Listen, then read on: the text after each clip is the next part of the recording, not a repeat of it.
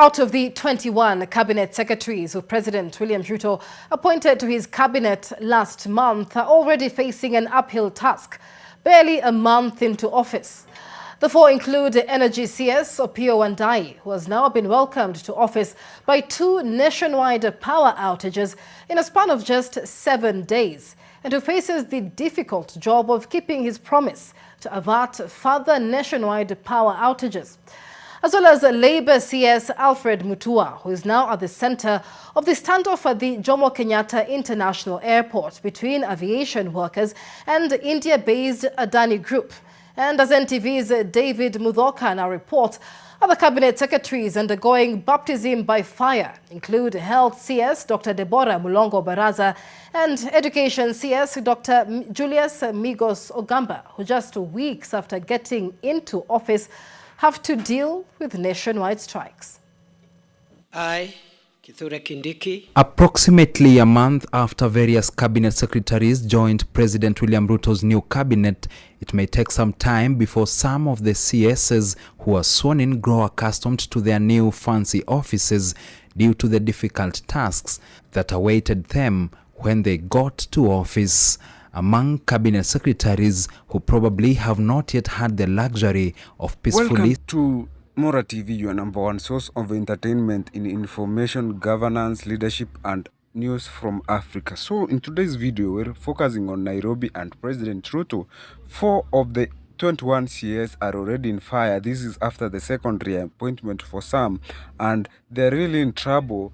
And yet it's almost 7 days after they were sworn into office. It's not that long since they were sworn into office, and already the first one who is really seeing a lot of trouble is the CS for energy, that is Opiyo Wandayi. He has already seen trouble that in the last 7 days he has seen 2 national power breakouts. Imagine the whole of Kenya has lost power 2 times in the same week, and this is almost the second week while he's in office. That means that he may be in trouble, or some people are trying to fight him, or there's something these people are going to teach him, or there's really something which there's a message which is being spread, and that may be from the employees. There may be a technical problem, or it may be sabotage from the cartels, and that really plays a very big role in what's going to come next. Another one who is still in trouble is the education CS Mr. Migos Ogamba. Mr. Migos Ogamba came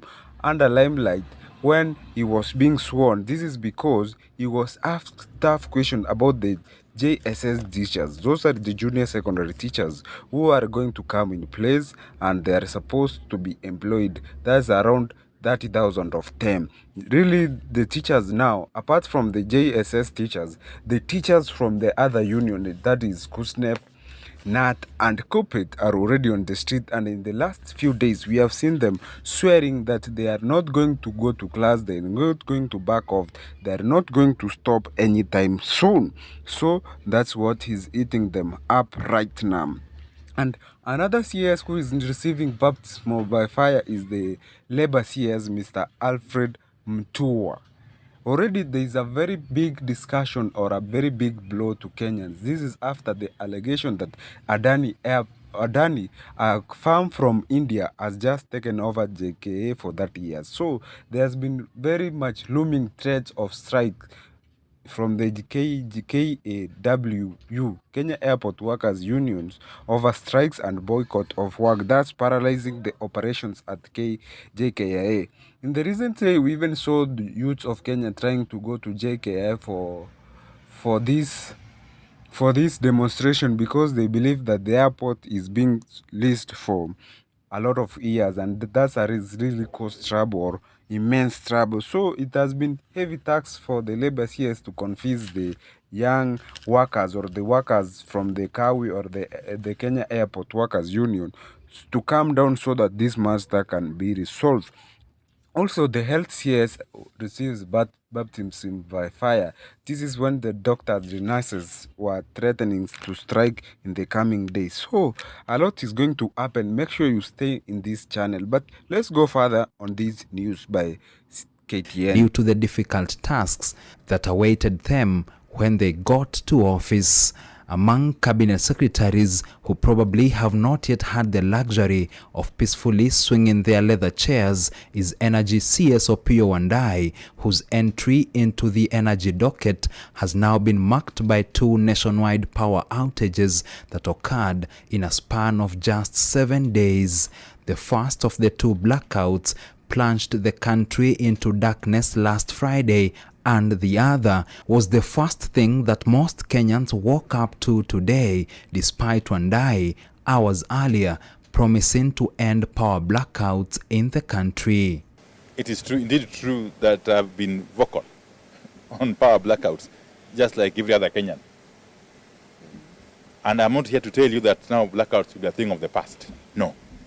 What I am here to tell you is that we have put in place measures and systems that would first and foremost mitigate against the blackouts. But if they happen, that there would be a system to respond swiftly. So the baptism by fire which we are more in focus of is about the education CS Mr. Migos. Mr. Migos, while he was being vetted, he really threw very nice and promising sentiment that is going to revolve or revolutionize the education ministry, but it has been marred with a lot of challenges. The first one is the JSS teachers. We have seen in the few years since last year there has been a very big problem in terms of the teachers who were chosen to go on for JSS and their salary on and their CBA agreement, which is supposed to be met by the government, but the government is insisting that there is no money for to employ the JSS teachers on permanent basis, and that has really caused a lot of drama. Even we saw the JSS teachers on the track, but later they were joined by the CUPET and the NAT teachers who also came out really strong and condemning the government for neglecting them. And even they said that indeed some teachers have been in the same job group for a lot of time, and that is a serious concern, where that they claim that a teacher teaches a student goes to the university, graduates, come back, gets a better job than the teacher himself. The teacher never moves from his position, poor salary, and that continues, and the cycle continues on, and that's really something which is now worrying the teachers. Also, we move further is that the university funding model is also something of question, which has been running on day in, day out for the longest period of time, and this has really caused immense trouble, immense threat to the government. And in the coming days, the university students are planning to hold mother of all demonstration in the coming days. So a lot is going to happen to these CSs in the coming day. I hope they really wake up and do their job properly in the coming days, so that they don't see this baptism by fire.